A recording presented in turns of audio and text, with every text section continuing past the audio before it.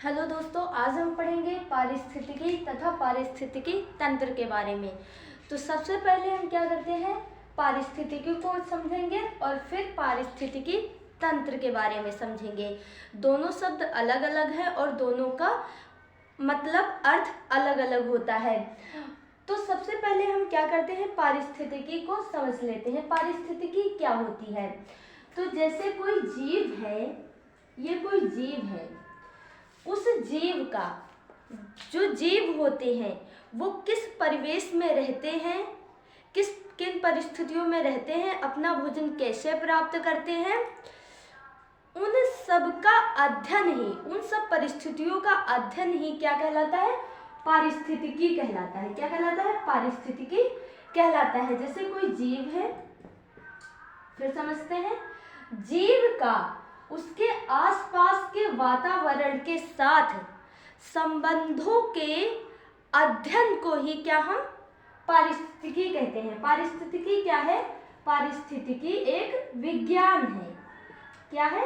पारिस्थितिकी एक विज्ञान है। इकोलॉजी एक विज्ञान है जिसमें हम किसी जीव के परिवेश का अध्ययन करते हैं।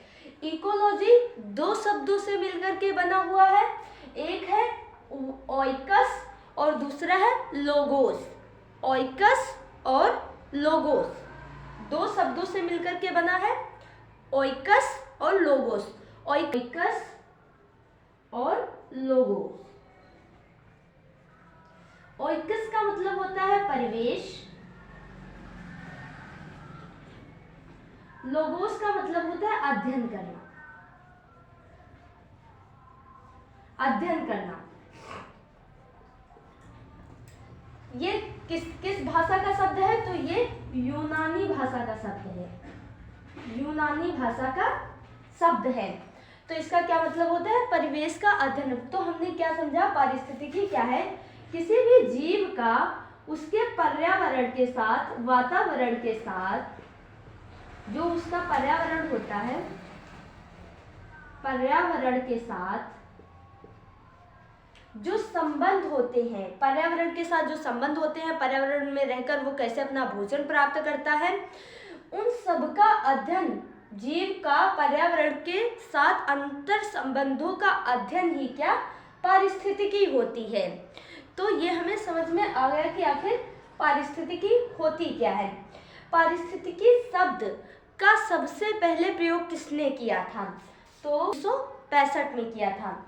और पारिस्थितिकी का अगर इसमें दो मत आते हैं, एक तो आता है नाम अर्नेस्ट हैकल का और दूसरा आता है रेटर का। प्रथम रेटर का आता है, दूसरा अर्नेस्ट हैकल का आता है। अगर रेटर ऑप्शन में होते हैं तो हम रेटर को चूज करेंगे, अर्नेस्ट हैकल को नहीं करेंगे अगर प्रथम में पूछता है।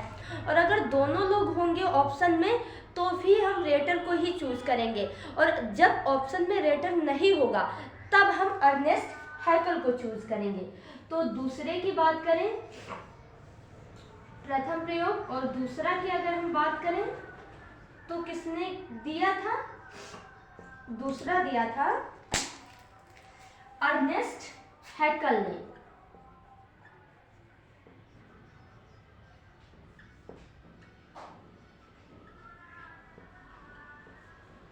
कब? तो 1969 में।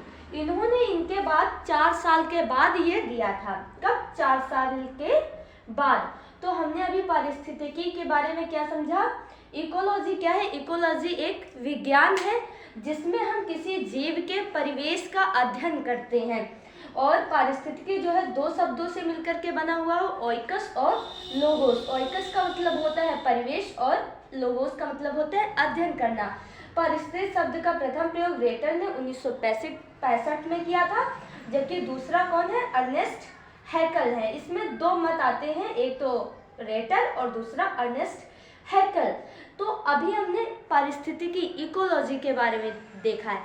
अब हम देखेंगे पारिस्थितिकी तंत्र के बारे में देखेंगे। किसके बारे में देखेंगे? पारिस्थितिकी तंत्र के बारे में देखेंगे। तो पारिस्थितिकी तंत्र क्या होता है? कोई भी जीव है, जैसे कोई भी जीव है तो क्या करता है, वो अपने आसपास वातावरण के साथ जो संबंध स्थापित करता है उसको ही हम पारिस्थितिकी तंत्र कहते हैं। उसके अध्ययन को हम क्या कह रहे थे, इकोलॉजी कह रहे थे, लेकिन उसको ही हम क्या कहेंगे, पारिस्थितिकी कहेंगे। जैसे कोई जीव समूह है, उसके वातावरण के साथ जो संबंध स्थापित हो रहा है उसको ही हम क्या, इकोलॉजी, इकोसिस्टम कहेंगे। क्या कहेंगे, इकोसिस्टम। जैसे अगर हम समझ ले पानी की एक बूंद में जो सूक्ष्म जीव होंगे उनका उस बूंद के साथ जो संबंध स्थापित होता है उसको हम क्या कहेंगे, पारिस्थितिकी तंत्र कहेंगे। एक इकोसिस्टम बन रहा है। वही कोई अगर एक महासागर है, जैसे कोई महासागर है, तो महासागर में जो एक बड़ा जीव होगा उसका जो उसके साथ संबंध, उस महासागर के साथ संबंध स्थापित होगा उसको हम कहेंगे एक इकोसिस्टम। तो एक ही पारिस्थितिकी तंत्र में कई पारिस्थितिकी तंत्र भी हो सकते हैं। पारिस्थितिकी तंत्र में दो घटकों से मिलकर बना है, मतलब पारिस्थितिकी तंत्र वहीं पर होगा जहाँ पर दो घटक विद्यमान होंगे, एक तो सजीव, दूसरा निर्जीव। अगर मान ले जल नहीं है तो क्या वहाँ पे सजीव होंगे, वायु नहीं है तो क्या वहाँ पे सजीव होंगे, मिट्टी नहीं है तो क्या सजीव होंगे। तो मतलब दोनों की आवश्यकता होती है, सजीव और निर्जीव दोनों घटकों की आवश्यकता होती है। तो क्या है, अगर पूछा जाता है कि पारिस्थितिकी तंत्र का सबसे बड़ा उदाहरण क्या है, सबसे बड़ा पारिस्थितिकी तंत्र कौन है, तो महासागर। इसमें सजीव निर्जीव क्या करते हैं, एक दूसरे को प्रभावित करते हैं। जैसे कि अगर हम बात करें अगर हम बात करें जल की, तो हम जल को प्रभावित करते हैं। क्या करते हैं, जल को प्रभावित करते हैं। जैसे अगर हमें प्यास लगी तो हम पानी को पी रहे हैं, तो क्या करें, हम जल को प्रभावित कर रहे हैं। और अगर जल नहीं मिल रहा है और हम प्यासे क्या रहे, बहुत तेज प्यास लगी है, तो क्या कर रहा है, जल हमें प्रभावित कर रहा है। तो क्या है, इसमें सजीव और निर्जीव एक दूसरे को प्रभावित करते हैं। क्या है, पारिस्थितिकी तंत्र दो घटकों से मिलकर के बना होता है। एक तो सजीव का मतलब होता है जिनमें जान है, और दूसरा होता है निर्जीव का क्या मतलब हुआ, जिनमें जान नहीं होती है। सजीव घटकों को हम क्या करते हैं, तीन भागों में डिवाइड कर देते हैं। एक तो होता है उत्पादक, दूसरा होता है उत्पादक प्रोड्यूसर, दूसरा होता है उपभोक्ता,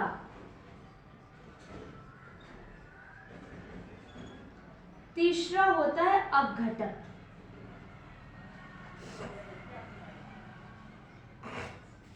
तो इनको हम कितने भागों में डिवाइड करते हैं, तीन भागों में सजीव घटकों को। प्रथम के उत्पादक में कौन आता है, तो अगर हम उत्पादक की बात करें तो उत्पादक में आ जाते हैं पेड़ पौधे। क्या आ जाते हैं, पेड़ पौधे आ जाते हैं। पेड़ पौधे क्या होते हैं, अपना भोजन स्वयं बनाते हैं। पेड़ पौधे क्या करते हैं, अपना भोजन स्वयं बनाते हैं, इसीलिए इनको हम स्वपोषी कहते हैं। और मनुष्य अपना भोजन स्वयं नहीं बनाता है, दूसरों पर निर्भर रहता है, इसलिए मनुष्य भी क्या है, एक परपोषी जीव है। उपभोक्ता के अंतर्गत क्या है, उपभोक्ता का मतलब होता है कि जो इनको खाता है, उनका उपभोग करता है, कंज्यूमर। इनको हम क्या कहते हैं, उपभोक्ता को तीन भागों में डिवाइड कर देते हैं। एक होता है प्राथमिक उपभोक्ता,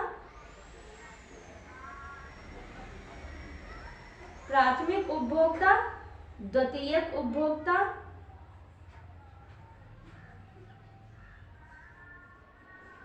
और तृतीयक उपभोक्ता।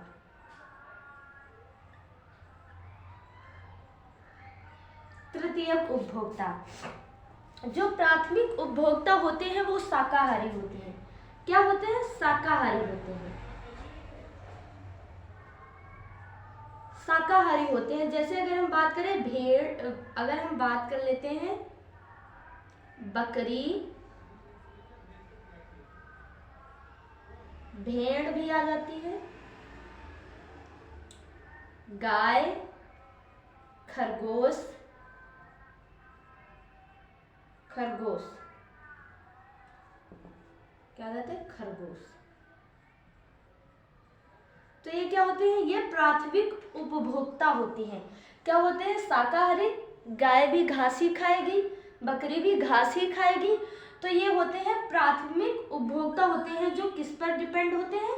पेड़ पौधों पर डिपेंड होते हैं। किस पर डिपेंड होते हैं? पेड़ पौधों पर डिपेंड होते हैं।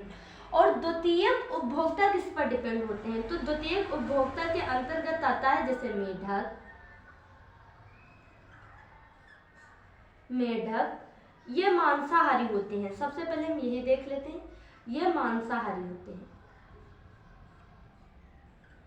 ये मांसाहारी होते हैं, मांसाहारी होते हैं। इसके अंतर्गत मेढक भी क्या करता है? दूसरे जीवों को खाता है, छोटे छोटे कीड़ों को खाता है, मकोड़ों को खाता है। तो मेढक भी क्या है? मांसाहारी होता है। मेढक आती है, भेड़िया आता है, शियार आता है। तो ये द्वितीयक उपभोक्ता होते हैं। तृतीयक उपभोक्ता के अंतर्गत देखें तो ये सर्वाहारी होते हैं। क्या होते हैं? सर्वाहारी होते हैं। मनुष्य भी इस श्रेणी के अंतर्गत आता है, हम मानव भी इसी श्रेणी के अंतर्गत आते हैं, क्योंकि ये लोग ये क्या करते हैं? ये इस पर डिपेंड होते हैं, शाकाहारी जीवों पर डिपेंड होते हैं, मांसाहारी जीव। लेकिन जो सर्वाहारी होते हैं वो इन दोनों पर डिपेंड होते हैं। वो शाकाहारी को भी खाते हैं और मांसाहारी को भी खाते हैं। जैसे कि शेर की बात कर लेते हैं, शेर, बाघ। तो ये क्या करते हैं? ये दोनों को खा लेंगे। प्रथम को भी, भेड़, गाय कुछ भी मिल गई उसे भी खा लेंगे, भेड़िया, शियार मिल गया उसे भी खा लेंगे। तो ये क्या होते हैं? ये सजीव घटक होते हैं। किसके? इकोसिस्टम के। किसी भी इकोसिस्टम के क्या होते हैं? ये सजीव घटक होते हैं। Ecosystem, ecosystem. तो ये क्या होते हैं? सजीव घटक होते हैं। अब हम देखेंगे निर्जीव घटक के बारे में। निर्जीव घटक के बारे में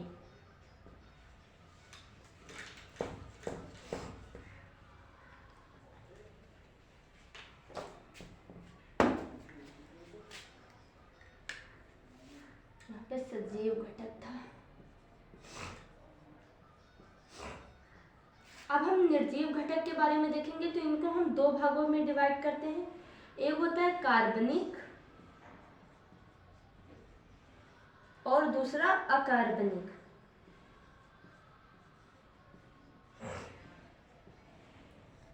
कार्बनिक के अंतर्गत वे आते हैं जैसे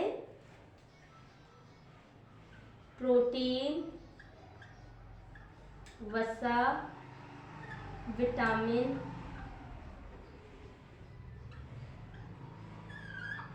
तो ये सब किसके अंतर्गत आते हैं? कार्बनिक के।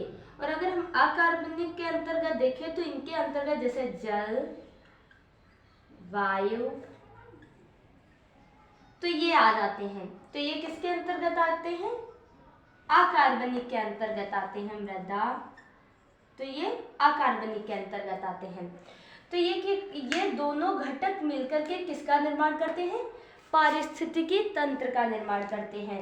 अगर मान लो अगर जल ना हो तो क्या सजीव जी सकते हैं? तो उसी प्रकार किसी भी पारिस्थितिकी तंत्र वहीं पर होगा जहां पर सजीव और निर्जीव दोनों घटक होंगे।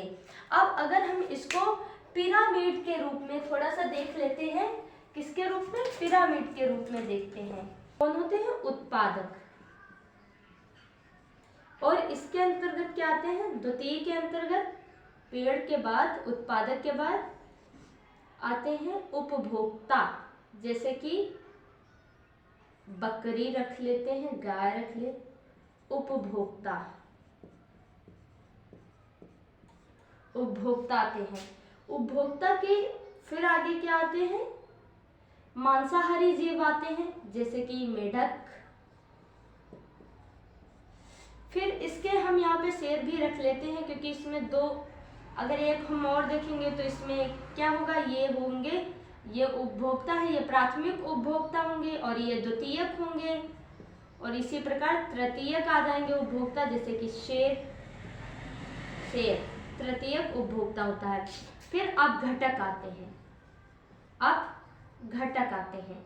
तो इसमें हमने क्या किया, उसमें हमने अपघटक के बारे में नहीं देखा था, अपघटक के बारे में छूट गया था, तो अब इसमें हम बता देते हैं अपघटक क्या होते हैं। जैसे कि सबसे पहले हम क्या देखते हैं, उत्पादक पेड़ पौधे क्या करते हैं, पेड़ पौधे क्या करते हैं, सूर्य के प्रकाश से क्या करते हैं, सूर्य के प्रकाश से अपने भोजन का निर्माण करते हैं, क्या करते हैं, अपने भोजन का निर्माण करते हैं, और उसी भोजन को हम क्या करते हैं, उपभोग के रूप में लेते हैं, खाने के रूप में अपने बकरी ये सब जीव लेते हैं।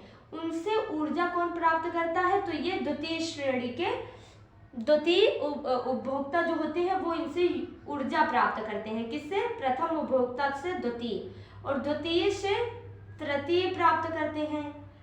ठीक है, प्रथम से द्वितीय और द्वितीय से तृतीय, और तृतीय के बाद इनका क्या होता है, जैसे शेर है, शेर है क्या होता है, एक इसकी ऐसी स्थिति आएगी जब ये मर जाएगा, और मरने के बाद क्या होता है, मरने के बाद इसको कौन खाता है, तो अपघटक खाते हैं।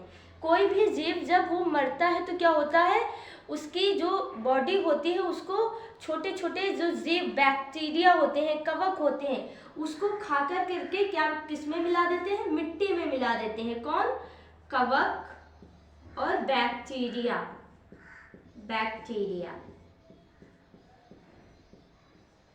कवक और बैक्टीरिया इसको खा करके फिर से मिट्टी में मिला देते हैं। किस में मिला देते हैं, इसको खाएंगे और इसको मिट्टी में मिला देंगे, मिट्टी में, और फिर यहाँ से क्या होगा, एक पेड़ जगेगा, और फिर पेड़ को कौन खाएगा, फिर पेड़ को बकरी खाएंगी, और बकरी को द्वितीय श्रेणी के उपभोक्ता खाएंगे, द्वितीय को तृतीय, और इसको ये इसी प्रकार जो है क्रिया परस्पर चलती रहती है। इसको ही हम क्या कहते हैं, फूड चेन कहते हैं, फूड चेन कहते हैं। इसको हम अगले वीडियो में विस्तार पूर्वक देखेंगे। फिलहाल अभी हम इतना ही। खाद्य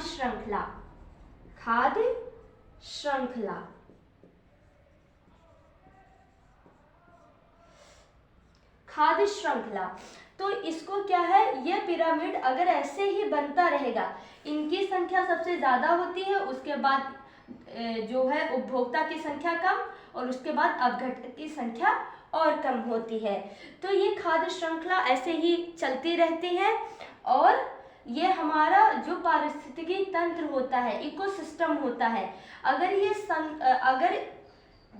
ये क्रिया के अनुसार चल रहा है, अगर इसमें कोई परिवर्तन नहीं हो रहे हैं, संतुलित है, तो हमारा इकोसिस्टम चलेगा, और अगर ये संतुलित नहीं है तो हमारा इकोसिस्टम नहीं चलेगा, खतरे में पड़ जाएगा। कैसे, अगर हम मान लेते हैं कि यहाँ पर अगर हम उसकी संख्या, हिरन की संख्या को अधिक कर दें, हिरन की संख्या को बहुत अधिक कर दें, तो क्या होगा, वो सारे पेड़ों को खा जाएगा। और पेड़ पौधे क्या है, हमारे किसी भी जीव के जीवन का आधार होते हैं, तो पेड़ पौधों को खा डालेंगे और सारे पृथ्वी पर के पेड़ पौधे खत्म हो जाएंगे। तो इससे क्या होगा, हमारा इकोसिस्टम जो है वो असंतुलित हो जाएगा। और अगर हम मान लेते हैं कि शेर की संख्या अधिक हो जाए, तो क्या होगा, शेर की संख्या बहुत अधिक हो जाएगी, तो वो सारे हिरन को खा जाएंगे, सारे जीव जंतुओं को खा जाएंगे, उसके बाद कुछ नहीं बचेगा, उसके बाद वो फिर क्या होंगे, खत्म हो जाएंगे। तो इससे भी क्या, हमारा इकोसिस्टम नहीं चल सकता है। क्या हो रहा है, मनुष्य क्या है, बहुत ज़्यादा पर्यावरण पॉल्यूशन कर रहा है। क्या कर रहा है, एनवायरमेंट पॉल्यूशन कर रहा है, जिसके कारण कुछ जो जीव होते हैं वो पर्यावरण के साथ अपना अनुकूलन नहीं बना पा रहे हैं, या उनका अवैध शिकार किया जा रहा है, जिसके कारण वो क्या हो रहे हैं, बहुत ज़्यादा संकटग्रस्त हैं, और कुछ तो विलुप्त हो चुके हैं। अगर हम डायनासोर, डोडो की बात करें, डोडो जो कि पक्षी है वो विलुप्त हो चुका है, और बाघ जो है वो क्या है, एकदम विलुप्त होने की कगार पर है।